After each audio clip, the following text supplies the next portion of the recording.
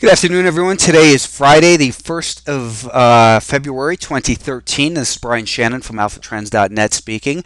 We had the market up a little more than 1% here for the day as this uptrend continues to move. That is, the buyers continue to be in control of this market. We had a pull back to the rising 10-day moving average on Thursday, and the market was holding above some important support. We were looking at 149.5, thinking that if that level broke, then perhaps we would see a little bit further weakness. But the key level that we spoke about last week, as far as being where we wanted to see this market hold above, was at 148.5 to 149 level, and the market held above there. So this week we had another successful week, and in fact, if you take a look at it, we were up 0.66%, and year to date, the S&P is now up 6.2%. The semiconductors up 8%.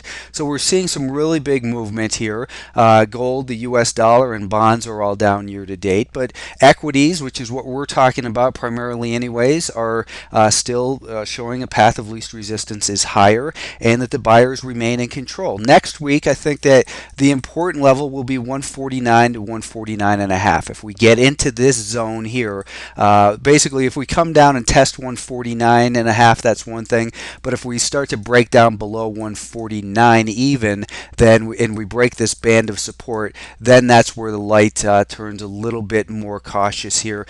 We were cautious, on Thursday as this market had a slight pattern of lower highs and lower lows, but caution doesn't mean sell short when you have such a strong uptrend on the daily time frame. So we want to continue to give the benefit of the doubt to the buyers. They do remain in control, but as the markets come down and show a little bit of weakness and testing key levels such as 149, if that happens next week, then we want to get a lot more cautious, and you're going to listen to the message of the stocks and listen to what they're saying as far as where you take your cues from. There were a lot of stocks that I mentioned on Thursday that had some great movement in here today. I'm not going to go through all of those. That's what I do for subscribers every day. But let's take a look at the NASDAQ. We were talking about the NASDAQ, and someone had pointed out to me that they thought it was bearish because it closed below the 20-day moving average. The direction of the 20-day moving average is higher, and the moving average really within a range doesn't mean a whole lot. We had been range bound. We've been talking about this range since the beginning of the year, about 66.10 up to 67.50. Well, today we broke that range. Now we've been up here once before and then came back down quickly. Now we're to the top end of where we had seen that failure. So what we want to see for next week in the NASDAQ is that if we can hold above really 67.40, then we will give the benefit of the doubt to the buyers in the near term. If it gets back below that level, then we're more neutral intermediate term once again, and it'd be really best to see obviously a move beyond that $67.80 level where we had seen this market rejected just about a week and a half ago. So the NASDAQ is improving here. Again, a one-day close below a 20-day moving average. This is the second time in really recent history where we've seen a move like that. So don't take moving averages so literally. More, they're just a reference point, something, a constant to compare price to, and clearly we had a significant reaction off of that area here today. So next week we'll be looking for this market to hold 67.40. If it can do that, the buyers remain in control and they get the benefit of the doubt here. The Russell 2000 continued to move higher this week. We were talking about the key level of support down at $89, and as I like to say, if we get below and hold below for more than a half hour, then we turn cautious or short-term bearish. Well, we were looking at this market as coming up from, it had broken a little bit of support at 89.50 that was formed earlier in the week, came down to that important level that we had identified for support this week at 89. Went slightly through it, but then got back up here. And today, obviously, we gapped back higher. And for the people who were getting short within a primary uptrend, my feeling is that you get what you deserve out of the market. If you're getting aggressively short with a primary uptrend higher, that it's okay to scalp the short side. In fact, I was thinking today that maybe there would be an opportunity to get short the Russell 2000, but instead the market gapped higher. So you have to have that flexibility and say, well, the primary trend is higher. The sum of the rallies will always be greater than the sum of the declines in an uptrend. Therefore, there's more potential for making money trading long in an uptrend. You can make money on the downside. There's no doubt about it. But until the pattern turns into one of lower highs and lower lows, you have to be looking at it as innocent till proven guilty. Just as back here in the fourth quarter of last year, we were looking at it as guilty till proven innocent until the market reversed, got back above these moving averages, and this was basically a cautionary area until the buyers regain control. You don't have to pick the bottom to make a significant amount of upside. You don't have to pick the exact top to be able to make money on the downside. You have to look for the pattern of lower highs and lower lows.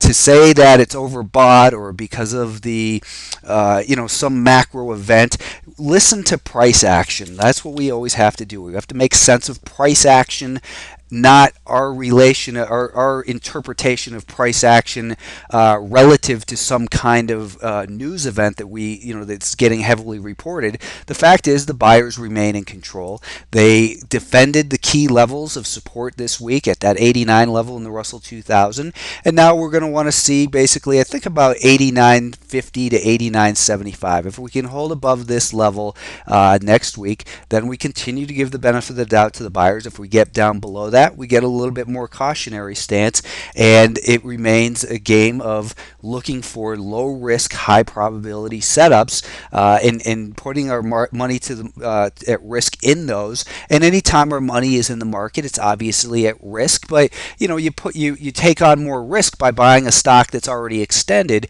rather than waiting for a pullback. So one stock was the Stag, and Stag is definitely an extended stock when you look at it on the weekly time frame.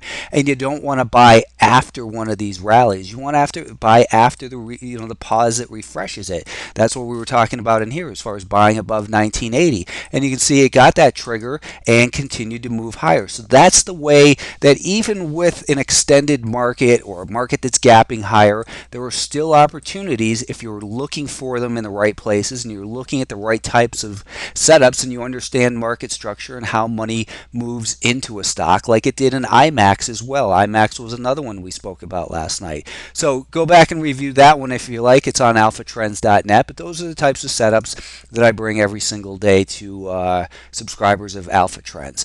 The semiconductors, we were looking at this group and saying 3420 is our near-term level of support. We still have a rising 5-day moving average, and we want to give the benefit of the doubt to the buyers as far as today, when we wanted to see it hold above 3420. For the week, we were looking at $33.85 to $34 a share. I think that next week, what would really be nice to see would be if we can hold above 34.50 to 34.60. This is going to be our new band of support that we're going to want to see this market hold. If it can do that, yeah, we'll see some pullbacks. Maybe it pulls back all the way to that and this resistance becomes support. Then what we'll want to do is see how does the price respond in there. If it starts to turn sideways on a shorter term time frame and then begins to move higher, then you can get long with your stop underneath that higher low. That's the name of the game, is risk management. And the tools that are on RealTick allow you to do that with advanced order entry and these charts that we look at. So as I mention every Friday, this Friday video is brought to you on YouTube, courtesy of RealTick. So do give them a look at their software. Financials also continue to move higher. We were talking about this group that it broke the resistance of the last couple of years and looks like it's heading towards about 18 and a half. I didn't think it was going to do it this week. In fact, on Thursday I was thinking that that basically it was dead money as it was in this range, but we wanted to give the benefit of the doubt to the buyers because the the news and surprises tend to follow the direction of the trend, and consolidations tend to get resolved in the direction of the primary trend. We saw a price correction this week in the financials. I'm sorry, a time correction rather than a price correction. A price correction would be lower highs and lower lows, and then it begins to turn higher and then look something like this. And the idea would have been, if this scenario that I drew in occurred, let's just get rid of that line, that we would have looked for this pullback and then to stabilize, show a higher low, and buy some strength here. That's the way we want to look at this market. Next week, we'd like to see really about $19.45 to $19.50. That's the key level of support that we want to see hold, that little band of support. That's where we want to see support formed. In fact, we can't call it support until we get there. Nobody knows where the support is. We know where the potential for support is to be found, and that's going to be 1745 to 1750. If it gets below there, then we'll be a little bit concerned.